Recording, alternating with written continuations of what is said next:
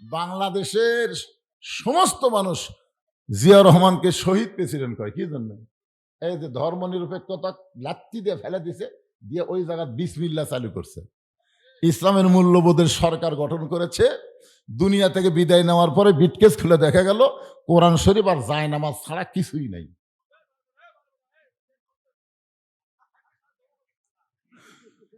এই জন্য বিসমিল্লাহ কোন খালি বিসমিল্লাহ শহীদ প্রেসিডেন্ট জিয়া রহমান চালু করার কারণে আল্লাহ তাকে শহীদদের মধ্যে কবুল করেছে। ধরে কোন ঠিক কিনা? রহমান রহিম নামে যত গুনাহ ঝরে, বান্দার কি সাধ্য আছে তত গুনাহ করে। হাসরের ময়দানে আল্লাহ রহমান রহিম নামের ওসিলায় যারা 5 ওয়াক্ত নামাজ পড়ে নাই, শুধু জুম্মা পড়িছে, শুধু কি পড়ছে? জুম্মার নামাজ পড়ছে, 5 ওয়াক্ত পড়েনি। আল্লাহ তাদেরকে বলল, যাও তোমরা যাই হোক জুম্মার নামাজ তো পড়ছে, এ ওসিলায় আমি আল্লাহ তোমাকে জান্নাত দিয়ে দিলাম, যাও। তখন জুম্মা পার্টিরা খুশি হবি, বুঝলেন? হায় রে, কষ্ট করে ফজরের নামাজ পড়া লাগেনি রে, কষ্ট করে ঈশার নামাজ পড়া লাগেনি, জোহর আসর মাগরিব পড়িনি, খালি জুম্মা মারার কারণে আল্লাহ যদি জান্নাত দেয়। এই কথা শোনার পরে জান্নাতের দিকে মারবে দৌড়।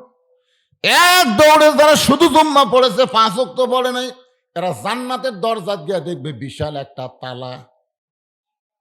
তো বলবে, আল্লাহ আপনি আমাকে জান্নাত দিলেন, তো জান্নাতের দরজা যে তালা আছে, আল্লাহ বলে চাবি খুঁজে দেখ আছে। ওরা তখন হাতায় দেখবে চাবি একটা আছে।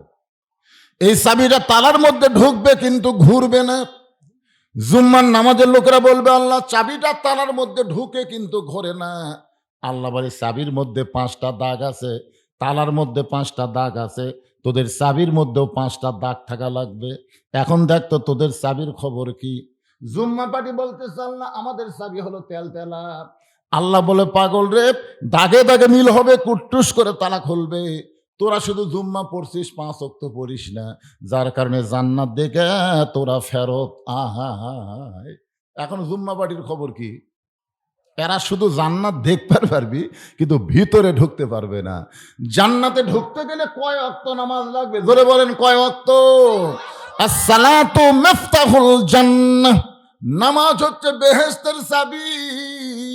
ওই বেহেশতের তালা যদি খুলবার চান, তাহলে আমি বলতেছি 5 ওয়াক্ত নামাজ ছাড়া ওই তালা কিন্তু খোলা যাবে না।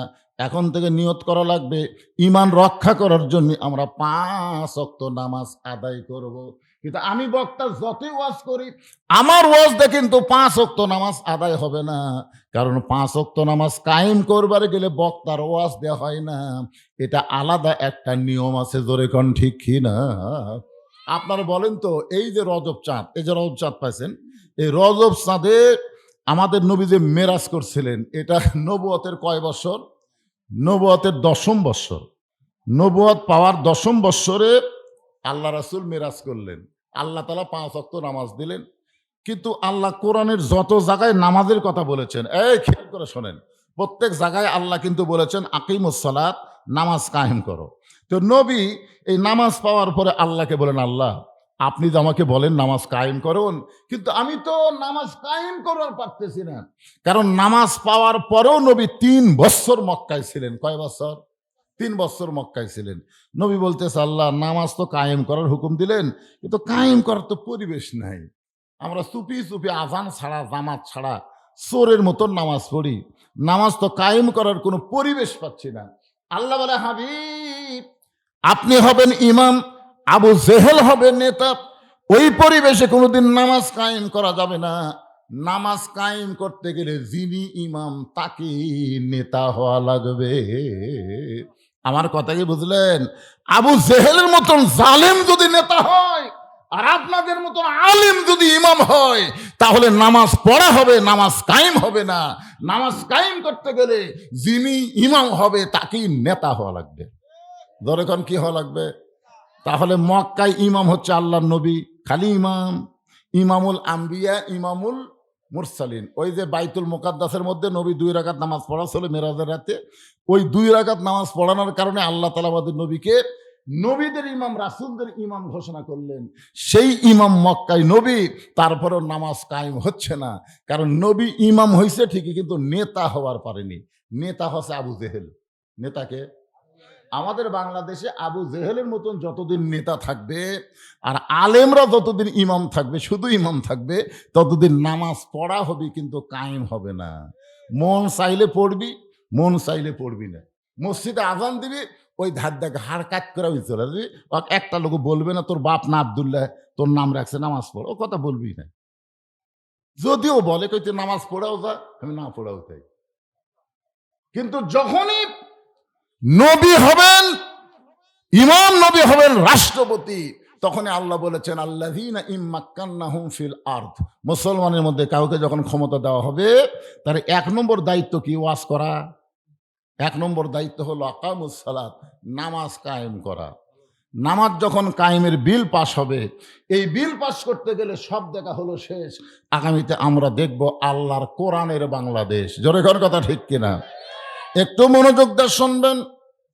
পুরুষ মানুষের জন্য 1 নম্বর নেক আমল হলো নামাজ।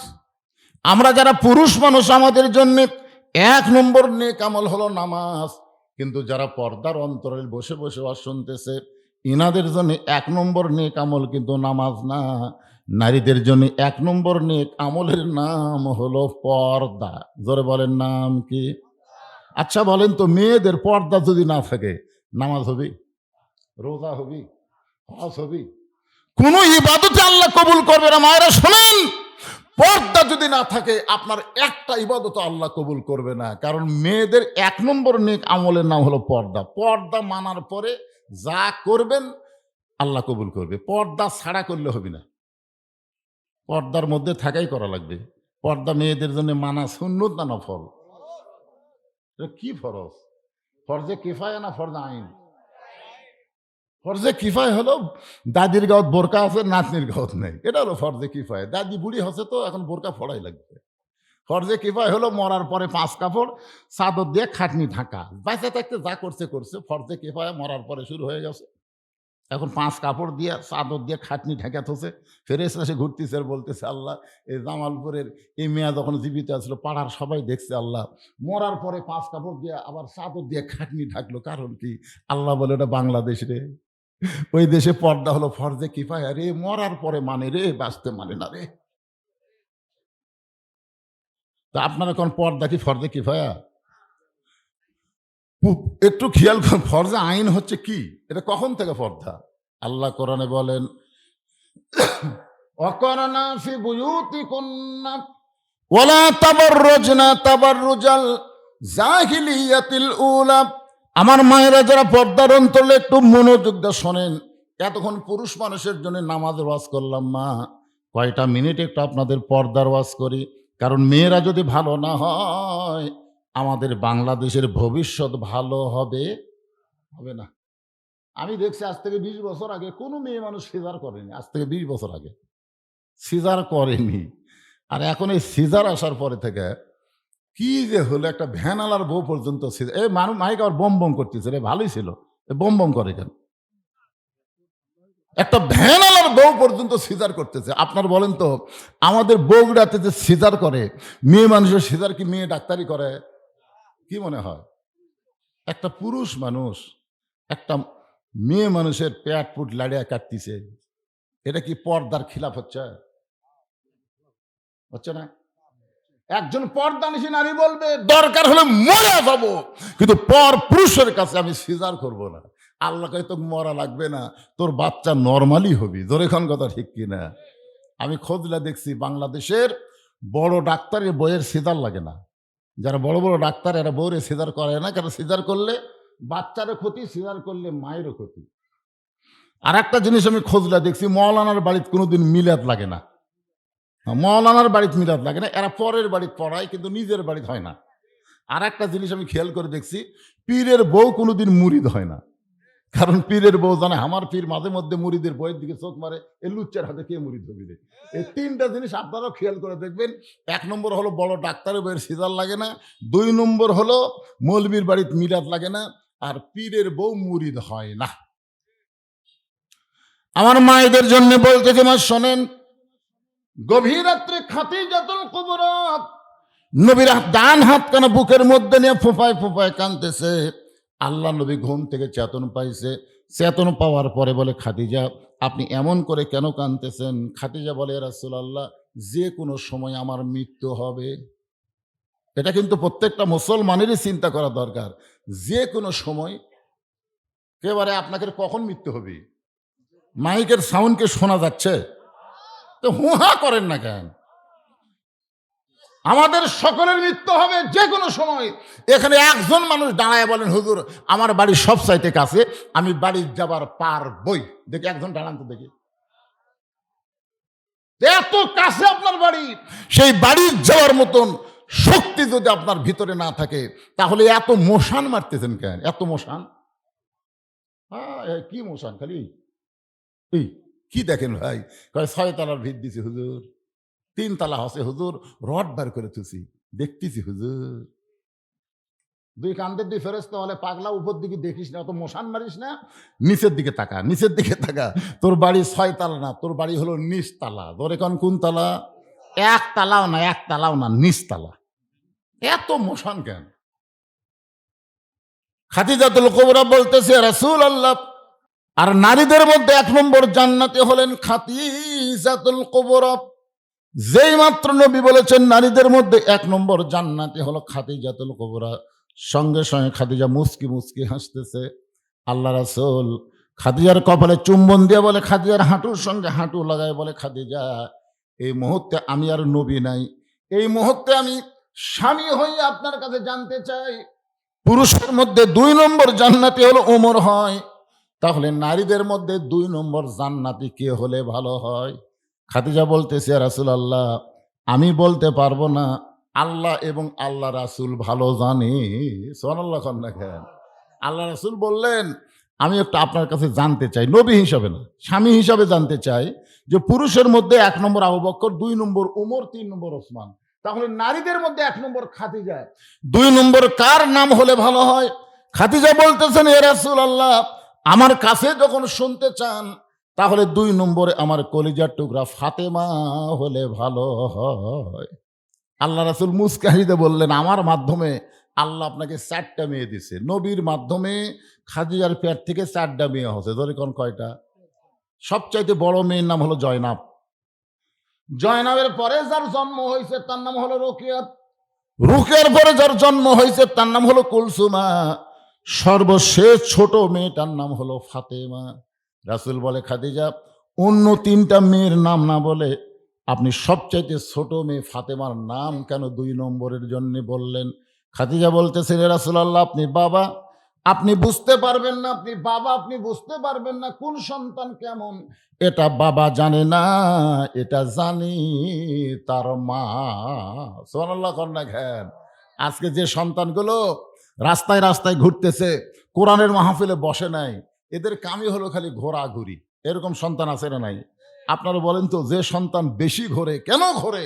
এটা কেউ না জানলেও ওর মাও জানবে। কিন্তু যদি জিজ্ঞাসা করেন, কেমন আপনার ছেলে গোটা পাড়া খালি ঘোরে, এ ঘোরার কারণ কি?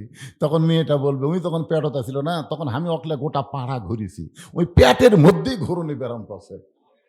শোনেন, একটা কথা শোনেন, মেয়েদের পেটে বাচ্চা আসার সাথে সাথে মেয়েদের অসুখ আল্লাহ বন্ধ করে দেয়। প্রতি মাসে 3 দিন, 5 দিন, 7 দিন একটা করে অসুখ নাই? এই অসুখ হলে নামাজ পড়া যাবে? এই অসুখ হলে রোজা রাখা যাবে? এই অসুখ হলে কোরআন শরীফ স্পর্শ করা যাবে না।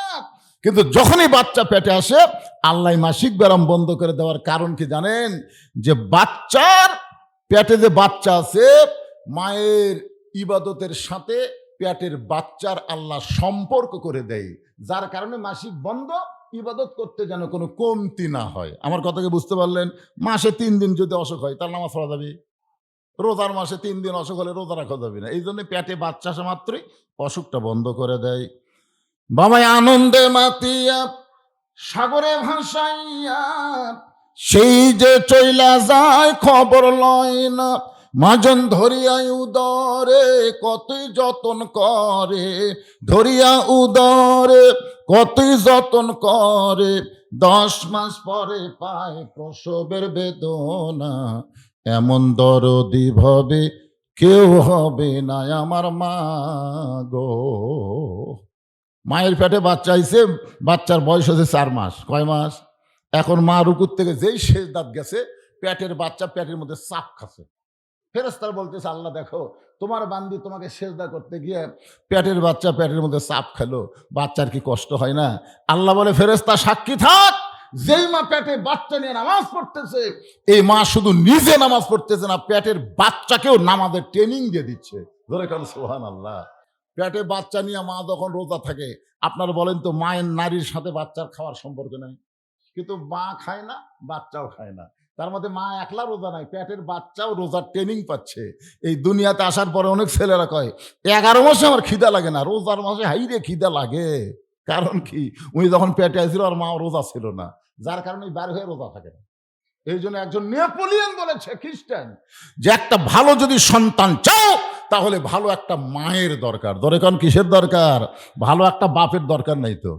আল্লাহর একজন মস্ত বড় নবী, নাম হচ্ছেন ইয়াকুব নবী। দরকার কি নবী? ইয়াকুব নবী নির্জনে বসে আল্লাহর কাছে কান দেয়ার বলে, আল্লাহ আমাকে তুমি 12টা সন্তান দিলে, এই 2টা সন্তানই এত ভালো, আর এই 10টা এত পাইজি কেন হলো? আমি নবী হয়ে জন্ম দিলাম, আমার 2 সন্তান ভালো আর 10টা খারাপ কেন হলো? আল্লাহ বলে, একুব তোমার বউ কয়টা? একুব বলতে, আমার বউ তো 2টা। তোমার যে বউ ভালো, এই বউয়ের পেট থেকে 2টা সন্তান বনিয়ামিন ইউসুফ ভালো হয়েছে, আর তোমার যে বউ খারাপ, ওই পেট থেকে যে 10টা বাড়াছে এরা খারাপ হয়েছে। তার মানে বোঝা গেল নবী হয়ে জন্ম দিলে হবে না, মাও ভালো হওয়া লাগবে। ধরো এখন কি ভালো হওয়া লাগবে? মাও। মাও আমার মায়েরা যারা পর্দার অন্তর আছেন, একটু মনোযোগ দিয়ে শুনবেন। খাদিজাতুল কুবরা বলে, রাসূলুল্লাহ, আপনি বাবা হওয়ার কারণে বুঝতে পারবেন না কোন সন্তান কেমন, এটা বাবা জানে না, এটা জানে হলো আমার মা। খাদিজা বলে, রাসূলুল্লাহ, যখন জয়নাব আমার পেটের মধ্যে ছিল, আমার পেটটা উঁচু হয়েছিল, আমার পেটের মধ্যে ওজন হয়েছিল। আমার মেয়ে জয়নাব যখন দুনিয়াতে ভূমিষ্ঠ হইল, আমি খাদিজা তখন প্রসব ব্যথা পাইছি। আমার রোকেয়া যখন আমার পেটের মধ্যে ছিল, আমার পেট উঁচু হয়েছিল, আমার পেটের ওজন হয়েছিল। রোকেয়া যখন ভূমিষ্ঠ হইল, আমি তখন প্রসব ব্যথায় জর্জরিত হয়ে গেলাম। আমার কুলসুমা যখন আমার পেটে ছিল, আমার পেটটা ওজন হয়েছিল, আমার পেটটা বড় হয়েছিল। এই কুলসুমা যখন ভূমিষ্ঠ হইল, তখন আমার রক্ত পর্যন্ত ঝরল, আমি প্রসব ব্যথায় ভুগলাম। কিন্তু আল্লাহর শপথ করে বলতেছি, আমার ফাতেমা যখন পেটের মধ্যে ছিল, আমার পেটটা উঁচু হয়েছিল, কিন্তু ফাতেমার ওজন আমি বুঝতে পারি নাই। এই ফাতেমা যখন ভূমিষ্ঠ হইল, আমার কোনো প্রসব ব্যথা হয়নি। আমি তাকায় দেখি আমার কলিজার টুকরা ফাতেমা তার 2টা হাত দিয়া তার ইজ্জত ঢেকে দুনিয়াতে চলে আইছে। আমি মা হইয়াও কোনোদিন তার ইজ্জত পর্যন্ত দেখতে পাইনি। আমি সেই দিন থেকে বুঝতে পেরেছি, আমার মেয়ে ফাতেমা সাধারণ কোনো মেয়ে না। আল্লাহ যখন আমাকে 1 নম্বরে রাখছে, আমার ফাতেমাকে আল্লাহ যেন ওমরের মতন 2 নম্বরে রাখে। পুরুষের মধ্যে 2 নম্বর ওমর, মেয়েদের মধ্যে 2 নম্বর যেন ফাতেমা হয়। সঙ্গে সঙ্গে আল্লাহ রাসূল খাদিজার কপালে চুমা দিয়ে নবীর চোখ দিয়ে দর দর করে পানি পড়তেছে। খাদিজা বলে, রাসূলুল্লাহ, আমার কপালে চুমা দিয়ে আপনি কেন কাঁদতেছেন? কি দুঃখ আপনার? রাসূল বলে, খাদিজা, আপনার ফাতেমা তো জান্নাতি নয়, আপনার ফাতেমা তো জান্নাতি নয়। খাদিজা বলে, রাসূলুল্লাহ, তাহলে ফাতেমার খবর কি? রাসূল বললেন, আপনার পেটের মেয়ে ফাতেমা হলো জান্নাতি, নারীদের নেত্রী। আপনার তো সুবহানাল্লাহ করলেন, কিন্তু এইটা শোনার পরে খাদিজার সুবহানাল্লাহ হয় না। কি করলেন হুজুর? সর্বপ্রথম আমি ঈমান গ্রহণ করছি। সর্বপ্রথম আপনাকে নবী বলে স্বীকার কে করছে? এই দুনিয়ার কেউ যখন আপনাকে নবী বলে স্বীকার করে নাই, সর্বপ্রথম আমি খাদিজা আপনাকে নবী বলে স্বীকার করছি। যত সম্পদ ছিল সব আল্লাহ দিয়ে দিছি। ইসলামের জন্য আমি কি করিনি? আর আল্লাহ আমাকে বাদ দিয়ে আমার পেটের মেয়ে ফাতেমাকে নেত্রী বানালো। নেত্রী আমাকে বানান যায় না? মানে নেত্রী হওয়ার জন্য সবাই আশা করে, ধরে কোন ঠিক কিনা? একজন নেত্রী আছিল, আর এক নেত্রীর জেলের মধ্যে ঢুকেলো, অন্যায়। এতিমের মাল বলে ভোগ করছে, এতিমের মাল ভোগ করবি, যাই এতিম লালন পালন করছে। তারেক যে আরাফাত, এরা কি এতিম ছিল না? যে এতিম লালন পালন করছে, তাই বলে এতিমের মাল ভোগ করবি। সমস্ত টাকা ব্যাংকত আছে, 2 কোটি, এখন 12 কোটি হয়ে গেছে। এই যে একটা মিথ্যা অজুহাতে নেতৃত্ব টিকার জন্য, এই মেয়ে মানুষের কলজা ভরা হিংসা থাকার জন্য একটা ভালো মানুষ দেশ নেত্রীকে অন্যায়ভাবে জেলখানা বন্দি করে, এটা কথা কন না কেন ভাইজান? কারণ শহীদ প্রেসিডেন্ট জিয়াউর রহমান, খালেদা জিয়া নিয়ে বাংলাদেশের কোনো দলের সমালোচনা নেই, এক আওয়ামী লীগ ছাড়া। আমার কথা কি বুঝতে পারলেন? হ্যাঁ, বেগম জিয়া আলেমদের কত মহব্বত করছে আপনারা জানেন, আলেমদের কত মহব্বত করছে। একটু মনোযোগ দিয়ে শুনবেন। খাদিজা হলো মা, ফাতেমা হলো মেয়ে। মাকে আল্লাহ 1 নম্বর জান্নাতি, আর মেয়েকে আল্লাহ বানাইছে জান্নাতি নারীদের নেত্রী। সঙ্গে সঙ্গে খাদিজা নবীর হাতটা বুকের মধ্যে চেপে ধরে বললেন, ইয়া রাসূলুল্লাহ, কোন আমলের কারণে আমাকে বাদ দিয়া আমার পেটের মেয়ে ফাতেমাকে আল্লাহ জান্নাতের নেত্রী বানালো? এটা যতক্ষণ আপনি না বলবেন ততক্ষণ আপনার হাত আমি ছাড়ব। মেয়ে মানুষের জিদ বেশি না কম? আল্লাহ নবীর হাত বুকের মধ্যে চাপা ধরে বলতেছে, হুজুর কোন আমলের কারণে আমাকে বাদ দিয়ে আমার পেটের মেয়ে ফাতেমাকে খাতুনে জান্নাত ডিগ্রি দিল? এটা যতক্ষণ না বলবেন আপনার হাত আমি ছাড়বো না। রাসূল বললেন, খাদিজা, আমি আপনাকে 2টা প্রশ্ন করব। আমার 1 নম্বর প্রশ্ন হলো, আপনি হিসাব করে দেখেন তো আপনি কত বছর বয়সে ঈমান গ্রহণ করছেন? খাদিজা বলতে যে, হুজুর, আমি যখন আপনার হাতে ঈমান গ্রহণ করেছি তখন আমার বয়স হলো 55 বছর। আল্লাহ রাসূল বলে, খাদিজা, ঈমান গ্রহণ করার আগে আপনি কি ছিলেন? খাদিজা বলতেছে, ঈমান গ্রহণ করার আগে আমি কাফের ছিলাম। আল্লাহ নবী বলেন, খাদিজা, তোমার হায়াতের 55 বছর তুমি কুফরি হালে কাটাইছো, আর যেই ফাতেমা তোমার পেটের মেয়ে, সে কত বছর কুফরি হালে কাটাইছে? একটাবার হিসাব করে বলো। খাদিজা বলতেছে, জান্নাতি জান্নাতি, আমার ফাতেমা জান্নাতি হয়ে জন্ম নিয়েছে। রাসূল বলে, 1 নম্বরে তো আপনি ধরা খেলেন। 1 নম্বরে আপনি ধরা খেলেন, আপনি 55 বছর কুফরি হালে কাটাইছেন, আর আপনার ফাতেমা জন্মসূত্রে জান্নাতি হয়ে জন্মেছে। ও খাদিজা, এখন আপনাকে আমি 2 নম্বর প্রশ্ন করি। একটু হিসাব করে দেখেন তো আপনার নাকের সাইজ কেমন? এটা দুনিয়ার কত পুরুষ বলতে পারে? আপনার চোখের সাইজ কেমন? এটা দুনিয়ার কত পুরুষ বলতে পারে? আপনার দাঁতের সাইজ কেমন? এটা দুনিয়ার কত পুরুষ বলতে পারে? আপনার গায়ের রং কেমন? এটা দুনিয়ার কত পুরুষ বলতে পারে? খাদিজা বলে, রাসূলুল্লাহ। হযরত আলী চমকে বলে, ফাতেমা, আজকে হঠাৎ গভীর রাত্রে এমন করে আপনি কাঁদেন কেন? ফাতেমা বলে, স্বামী গো, আপনি কি জানেন আল্লাহ তাআলা আমার দোয়া কবুল করছে? যেই মাত্র কইছে আল্লাহ আমার দোয়া কবুল করছে, আলী মুস্কি মুস্কি হেসে বলে, পাগলি রে, আল্লাহ যদি দোয়া কবুল করে তাহলে আনন্দ করো, কান্দো কেন? ফাতেমা বলে, স্বামী, কি দোয়া আল্লাহ কবুল করছে এটাকে আপনি শুনবেন না? আলী বলে, কি দোয়া আল্লাহ কবুল করলো? ফাতেমা বলতেছে, আমি সব সময় আল্লাহর কাছে বলতাম, আল্লাহ আমাকে পর্দার মধ্যে মৃত্যু দিও। আমি জানতে পারলাম আল্লাহ আমার দোয়া কবুল করে আমাকে পর্দার মধ্যে মৃত্যু দিবে।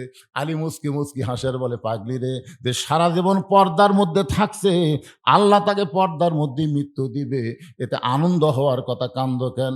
ফাতেমা বলে, স্বামী, সেই মৃত্যুটা কবে হবে এইটা কি আপনি শুনবেন না? আলী বলে, ফাতেমা, দুনিয়ার কোনো মানুষ মৃত্যুর কথা বলতে পারে না, কে কখন মরবে এটা কেউ জানে না। ফাতেমা বলে, আল্লাহ পাক আমারে জানাইছে আজকে গভীর রাত্রে আমার মৃত্যু হবে। যেই মাত্র কইছে আল্লাহ পাক আমারে জানাইছে আজকে গভীর রাত্রে আমার মৃত্যু হবে, গাছের গোড়া কাটলে গাছটা যেমন পড়ে যায়, হযরত আলী তেমনি পড়ে গেলেন ঘরের মাঝায়।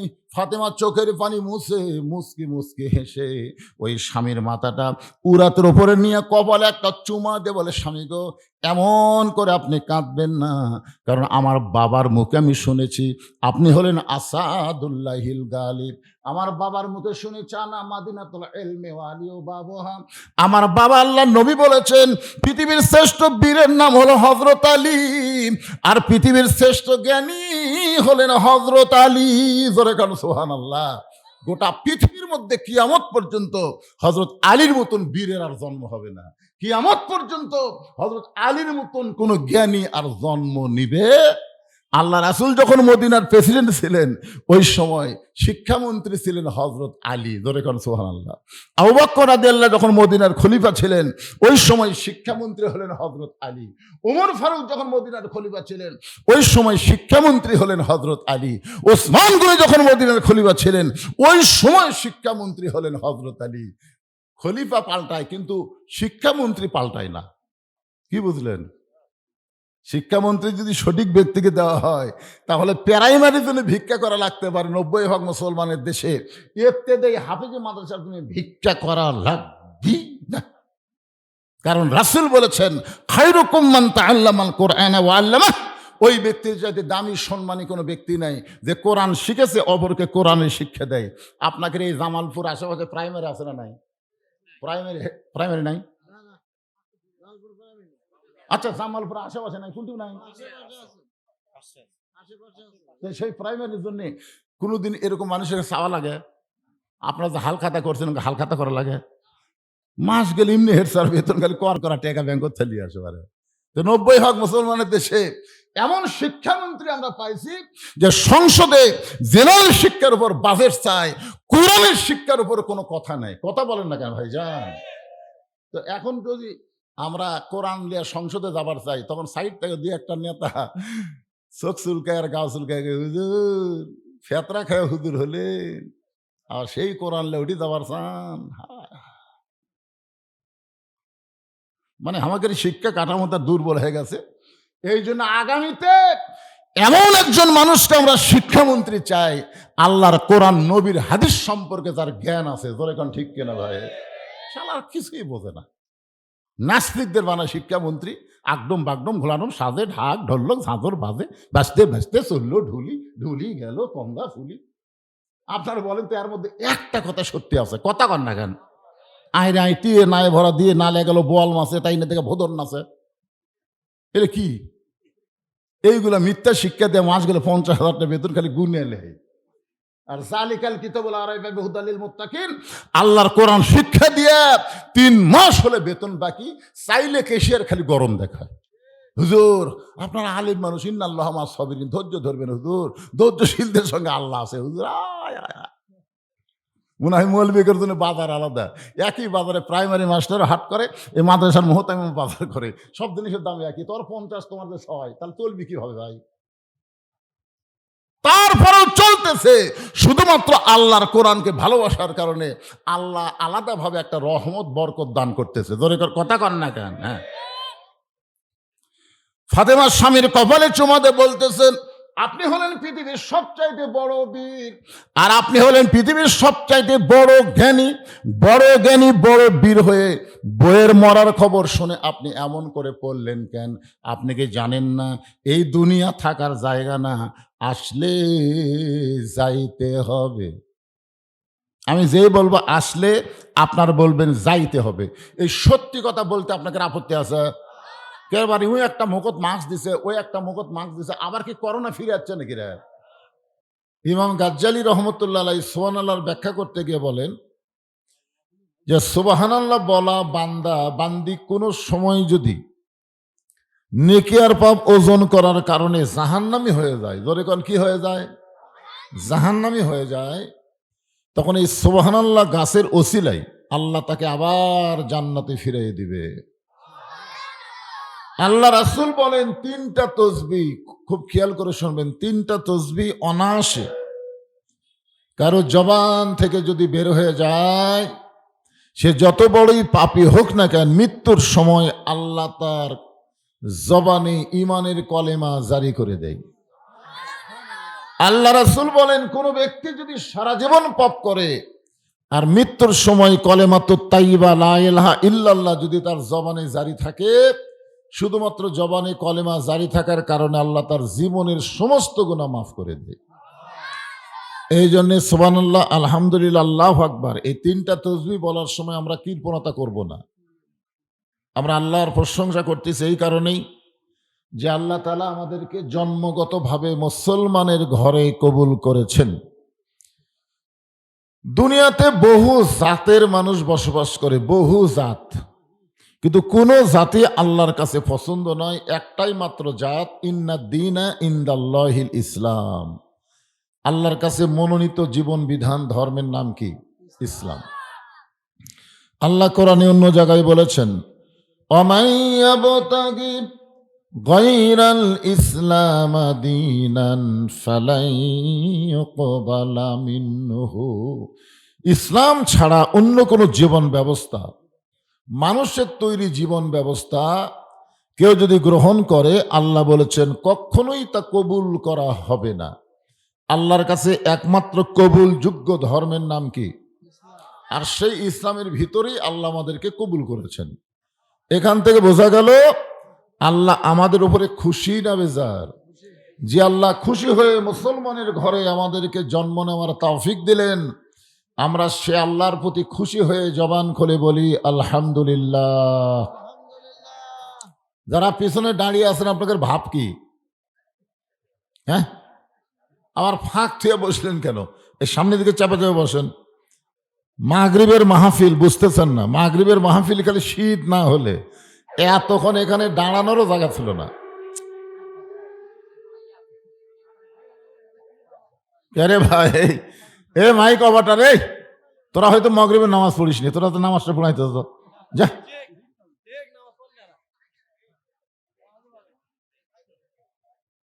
বিসমিল্লাহ কয়ে হাত দে, বিসমিল্লাহ বিসমিল্লাহ খাও।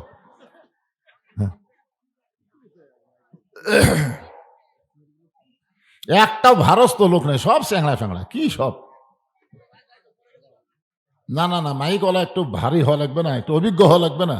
এরা কিসের কি কুটি হাত দেয়, কুটি চ চ করে, বুঝি না। সাউন্ড খুব জোরে লাগবে না, সাউন্ডটা ক্লিয়ার করে দাও।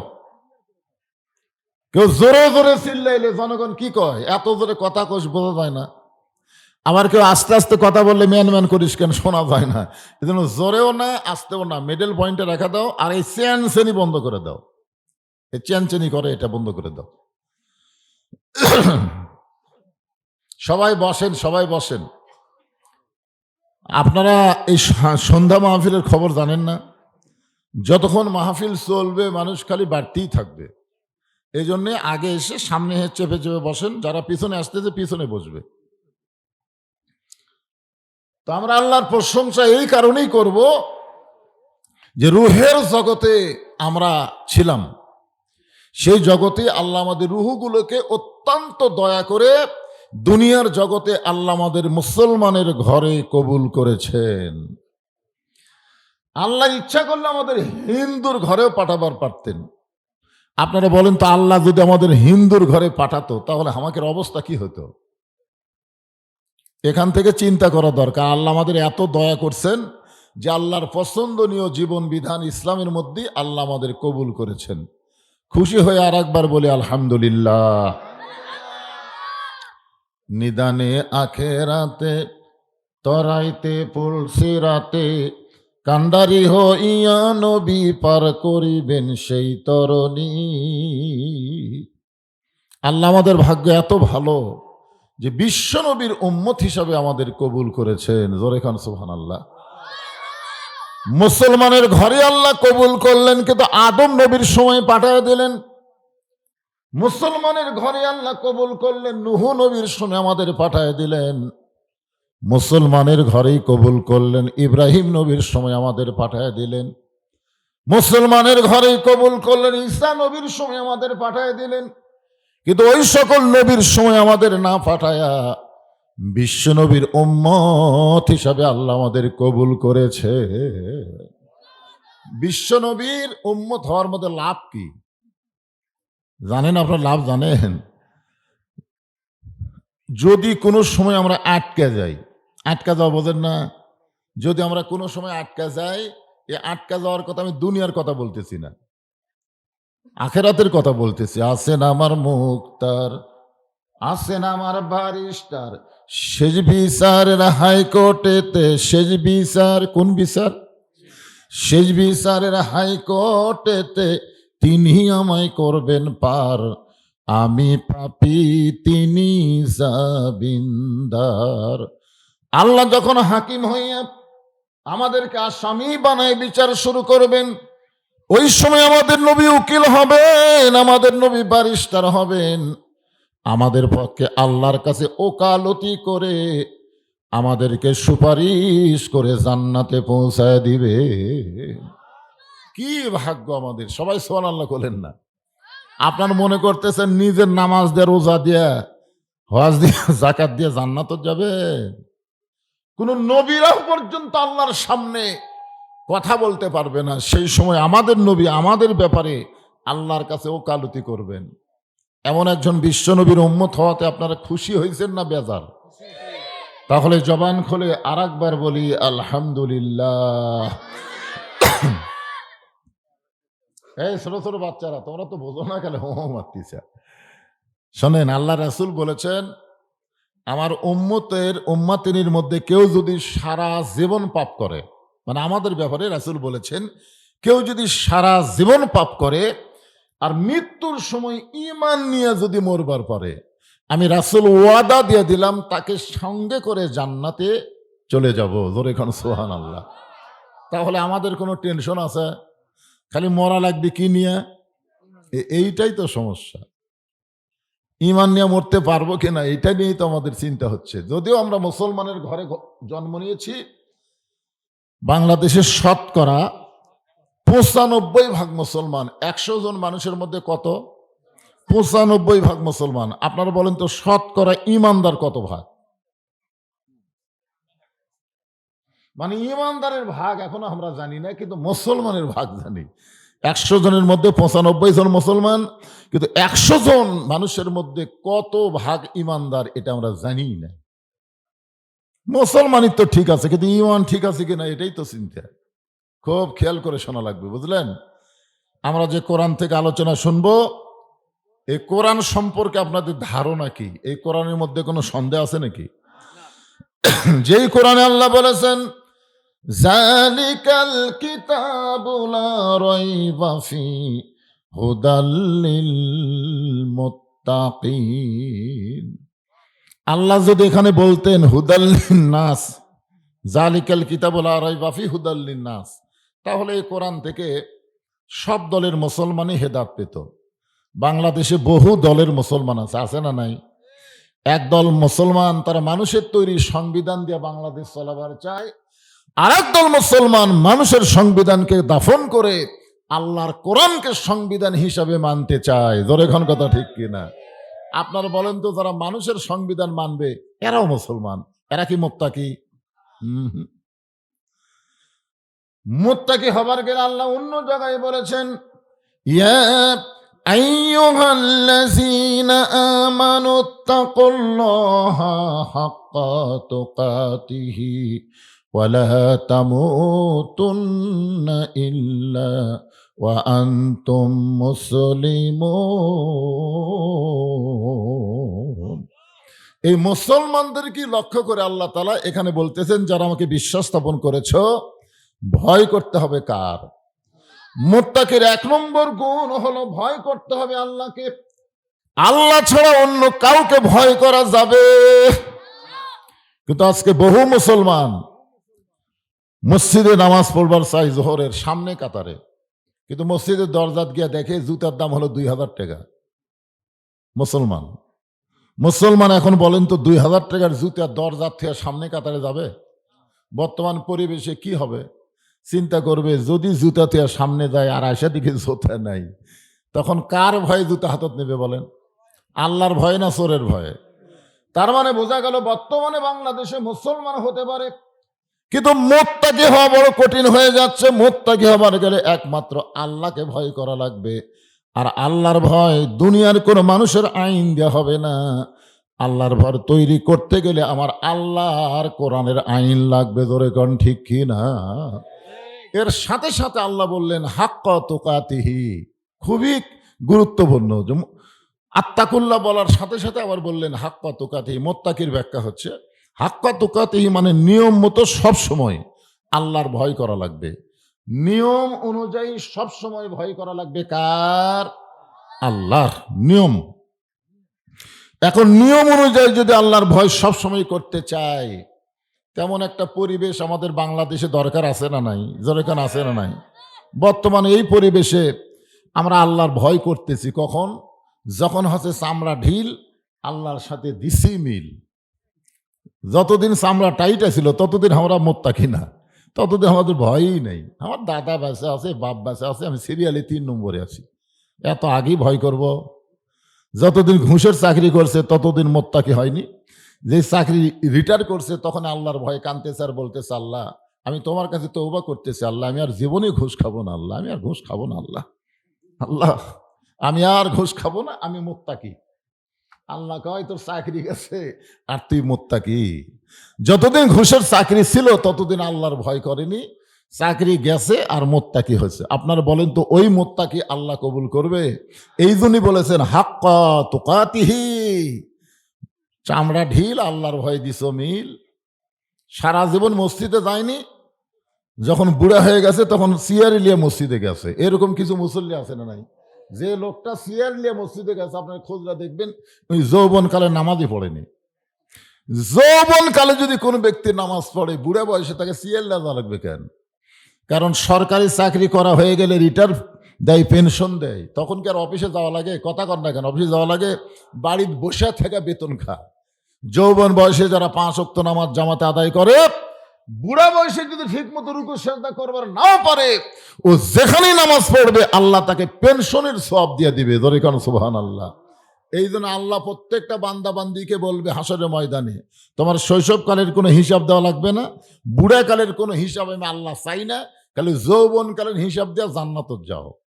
তাহলে আল্লাহর ভয় যথাযথ নিয়ম মতো কখন করা লাগবে? বুড়া বয়সে না যৌবন বয়সে? এই যৌবনটা আল্লাহর কাছে অত্যন্ত গুরুত্বপূর্ণ একটা বিষয়। এই দিকে খেয়াল করে আপনাদের সামনে ছোট্ট একটা সূরা তেলাওয়াত করেছি, নামটা হলো আসর। নামটা কি? আসর। আসর শব্দের অর্থ হলো সময়। আসর মানে কি? সময়। আল্লাহ তাআলা সময়ের শপথ করছেন। আমাদের এই জীবনের জন্য সময় একটা গুরুত্বপূর্ণ সাবজেক্ট। সব সময়ে সবকিছু করা যায়? কথা কন না কেন? সব সময় সবকিছু করা যায়? আমরা বেগম খালেদা জিয়ার জন্য কম দোয়া করছি, কিন্তু এই দোয়াটা কি জুয়ান বয়সে করছি না একেবারে শেষ বয়সে? কথা কন না কেন? এই দোয়াটা আমরা কখন করছি? হাসপাতালে যাওয়ার আগে না হাসপাতালে যাওয়ার পরে? হাসপাতালে যাওয়ার পরে ডাক্তার যখন বলতেছে আমাকে ক্যাপাসিটির বাইরে, আমরা আর পারতেছি না, তখন বলতেছে সবাই দোয়া করেন, দোয়া করেন। আল্লাহ কায় দোয়া চাওয়া লাগবে কখন আর চালি কখন? কথাটা বুঝলেন না? সময় শেষ হয়ে গেছে। আর এই সময় হায়াতের দোয়া করে কাম হবে? সময় মতোই তো কাম করা লাগবে। এই জন্য সময়ের গুরুত্ব দিয়ে আল্লাহ সময়ের শপথ করছেন। মিশে মায়ায় বন্দি থাইকা করলাম কত খেলা, পশ্চিমে তাকায়া দেখো তোমার ডুইবা গেছে বেলা, এক পলকের নাই ভরসা, মিশে সকল আশা, কখন বুঝি দারুণ ঝড়ে ভাঙবে তোমার বাসা। আপনার সত্যি করে বলেন তো, যে মাগরিবের নামাজ আমাদের কাছ থেকে বিদায় নিল, এই নামাজ আর জীবনে পাবেন? তাহলে শেষ। আমার হায়াত থেকে মাগরিব মানে আজকের দিনের মাগরিব শেষ। আরে সবাই বলে বয়স বাড়ে, আমি বলি কমে রে। আসলে প্রত্যেকটা ধাপে ধাপে আমাদের হায়াতের সময় কিন্তু শেষ হয়ে যাচ্ছে। এই সময়ের শপথ করেছেন আল্লাহ। সময় অত্যন্ত গুরুত্বপূর্ণ একটা বিষয়। বর্তমান আমাদের বাংলাদেশের যে সময় চলতেছে, এই সময়টা কি রকম? আমার মায়েরা যারা পর্দায় আছেন একটু মনোযোগ দিয়ে শুনবেন। 1 নম্বর চাওয়া হলো আমি রাতের বেলা দুনিয়া থেকে বিদায় নিব, রাতের বেলায় আমাকে দাফন করা লাগবে। আমার 2 নম্বর চাওয়া হলো আমার কোনো জানাজার ব্যবস্থা করবেন না। জানাজা করবেন ঠিকই কিন্তু ব্যবস্থা করবেন না। আমার 3 নম্বর চাওয়া হলো আমার লাশটা খাটনি তুলবেন না। কারণ একজন নারীকে সবাই খাটনি কাঁধে নিবার পারে না। আমি ফাতেমা হিসাব করে দেখলাম, আমার বাবা যদি দুনিয়াতে থাকতো, মরা মেয়ের লাশের খাটনি বাবা কাঁধে নিবার পারতো। 6 মাস আগে আমার বাবা দুনিয়া থেকে বিদায় নিয়েছে। আমার হাসান হোসেন এত ছোট, এরা মায়ের লাশের খাটনি কাঁধে নিবার পারবে না। আপনি শুধু জান্নাতুল বাকির পূর্ব কোনায় সবুজ রঙের একটা বাতি জ্বলবে, ওই বাতি বরাবর আমাকে দাফন করবেন। হযরত আলীর বন্ধু ছিল আবু যর গিফারি কবর খুঁড়লেন, হযরত আলী তাকে দাফন করলেন। দাফন করার পর আল্লাহর কাছে বললেন, আল্লাহ এই পর্দা নিচে ফাতেমাকে তুমি কবুল করে নাও। এই দোয়া করার পরে তাকায় দেখে কয়েকটা নতুন পুরাতন কবর দেখা যায়। এই মাত্র ফাতেমার যে নতুন কবর দিয়েছে সেই নতুন কবর নাই। আলী চিৎকার দিয়ে বললেন, ফাতেমার কবর, ফাতেমার কবর। কে যেন বলে, আলী। ফাতেমা পর্দা নিশি, আমি আল্লাহ ফাতেমাকে এতই ভালোবাসি, এই ভালোবাসার কারণে তার কবরটাও পর্যন্ত পর্দা করে দিয়েছি। আমার মায়েদের জন্য বলতেছি, মা যদি জান্নাতে যাবার চান তাহলে ফাতেমার সিগনেচার ছাড়া কিন্তু জান্নাতে যাওয়া যাবে না। আর বেপর্দা নারীকে ফাতেমা কোনোদিন সিগনেচার দেবে না। এই জন্য আপনাদের পর্দা মানতেই হবে। পুরুষের জন্য 1 নম্বর হলো নামাজ, আর নারীদের জন্য 1 নম্বর নেক আমল হলো পর্দা। এরপরে আল্লাহ বলতেছেন অতাওয়াসাউ বিল হক, হক কথা বলতে হবে, হক পথে চলতে হবে। প্রয়োজনে হকের জন্য যদি জীবন দেওয়াও লাগতে পারে, এই জীবন দেওয়া মানে মরে যাওয়া না, এই জীবন দেওয়া মানে চির অমর হয়ে যাওয়া। যেমন ওসমান হাদি জীবন দিয়েছে, ওসমান হাদি কিন্তু মরে নাই। আপনারা জানেন মাত্র 1 সপ্তাহের মধ্যে এই বাংলাদেশে যে সমস্ত ছেলে জন্ম নিয়েছে অধিকাংশ ছেলের নাম ওসমান হাদি রাইখা দিয়েছে। তার মানে বোঝা গেল ওসমান হাদিরা মরে না, এরা যুগে যুগে মানুষের অন্তরে জীবিত থাকে। ধরে কোন কথা ঠিক কিনা? আপনারা বলেন তো, ওই যে কারবালার প্রান্তরে এজিদের বাহিনীর দ্বারা হোসেনকে হত্যা করা হয়েছে, এজিদের বাহিনী দ্বারা হোসেনকে হত্যা করা হয়েছে।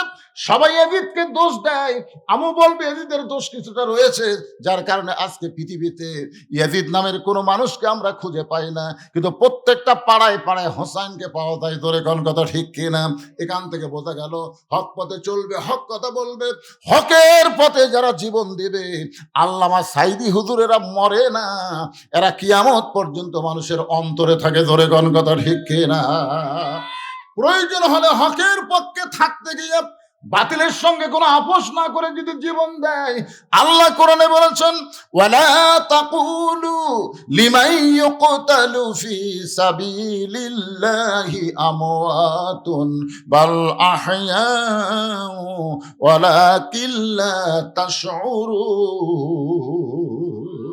এর সাথে সাথে আল্লাহ বলেছেন ওয়াতাওয়াসাউ বিস সবর, যে তোমরা ধৈর্য ধারণ করতে হবে, ধৈর্য ধারণের শিক্ষা নেওয়া লাগবে। কারণ বাতিলের সঙ্গে লড়াই করতে গেলে নানা রকম বিপদ আপদ মুসিবত আসবে। জোরে কোন ঠিক কিনা? আপনার বলেন তো 15.5 বছর যে হারে হাসিনা আমাকে অত্যাচার করছে, আমরা কি ধৈর্য হারা হচ্ছি? আমরা সবসময় বলছি এই কালোরা থাকবে না, এই অবস্থা থাকবে না। ধৈর্য নিয়ে আমরা মোকাবেলা করার কারণেই তো 24 সালের 5ই আগস্ট আমরা একটা পরিবেশ পেয়ে গেলাম। জোরে কোন কথা ঠিক কিনা? এই পরিবেশ যেন আগামীতে কলুষিত না হয়, এই জন্য ধৈর্যের সাথে মোকাবেলা করা লাগবে। আপনারা বলেন তো, মায়ের পেটের যে বাচ্চা প্রথম হচ্ছে, মা কি অধৈর্য হলে বাচ্চা নিয়ে পারবে? কারণ বাচ্চা হওয়ার সময় প্রসব ব্যথা আছে না নাই? এখন ব্যথা শুরু হতে মাসে মরে যাবো, বিষ খাবো, গলার দড়ি দেবো, এই কষ্ট আমি সহ্য করবো না। দাদি নানি দৌড়ে গিয়ে কয় পাগলি, মায়ের পায়ের তলে সন্তানের জান্নাত, তুই যদি অধৈর্য হোস তাহলে তুই মা কেমনে হবি? তখন তাকে ধৈর্য ধারণের শিক্ষা দেয়, এক সময় শুয়ে দেয়, ঠান্ডা পানির মধ্যে নরম কর চুপড়ায় কপালে দেয়, আর বলে ধৈর্য ধর, চিল্লাচিল্লি করিস না। চিল্লাচিল্লি করলে আশেপাশের লোকজন জানবে, তারাই বলবে একটা মা বাচ্চা হওয়ার সময় হাইরে কান্দা কান্দিছে রে, তোর কি শরম নাই?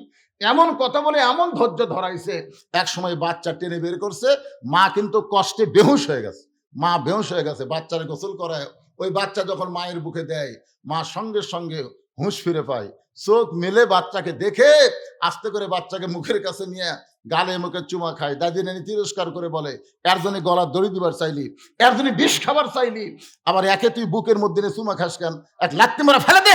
তখন মা বলে, দাদি আসলে জি সভা কমিটির সেক্রেটারি সাহেব 20,000 টাকা ধরে বলেন মারহাবা। আচ্ছা সেক্রেটারি কোনটা? সেটা কোনটা?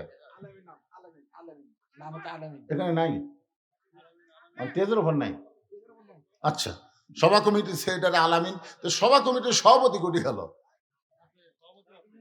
কোটি, তো এখন ডাকিয়া কি আনা যাবি? যে মাদ্রাসা আপনারা করছেন, আমি যখন প্রথম আইছিলাম মাদ্রাসা কেমন ছিল, আজকে মাদ্রাসার মধ্যে ঢুকে তো প্রাণ ভরে গেল, কিন্তু ছাত্র একটু কমে গেছে, কোনো হিংসা। ওরে বাবা, 200 কে জন, আমাকে 5-7 জন, তাহলে এরা বোধহয় মাদ্রাসার বিরুদ্ধে, বুঝলেন? এমপি পার্টি আছে, অসুবিধা নাই। রাসূলের বিরুদ্ধে বহুত লোক ছিল, কিন্তু কাম কিছু হয়নি। জোরে কোন ঠিক কিনা? মাদ্রাসা হলো নবীর ঘর, এর বিরুদ্ধে যায়েন না, বিরুদ্ধে গেলে আপনি ধ্বংস হয়ে যাবেন। নুরানি ইবতেদায়ী কত? প্রায় 200 জন। আল্লাহ মাদ্রাসাকে কবুল করুক, সবাই বলে আল্লাহুম্মা আমিন।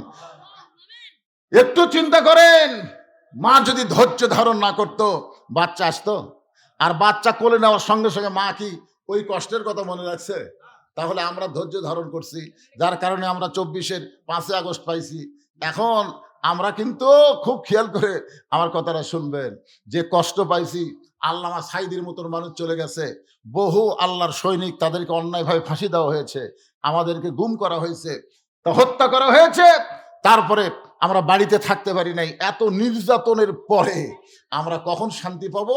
মা সন্তান কোলে পেয়ে যেমন শান্তি পাইছে, আমরা আল্লাহর কোরআন যখন বাংলার সংসদে দেখব, কলেমার পতাকা যখন পথ করে উঠবে, তখন আমাদের অতীতের কোনো কথা আর মনে থাকবে না। ধরে কোন ঠিক কিনা? কোনো দুঃখের কথা মনে থাকবে না। আল্লাহ আমাদের সকলের জন্য কবুল করুক। সকলে বলে আল্লাহুম্মা আমিন।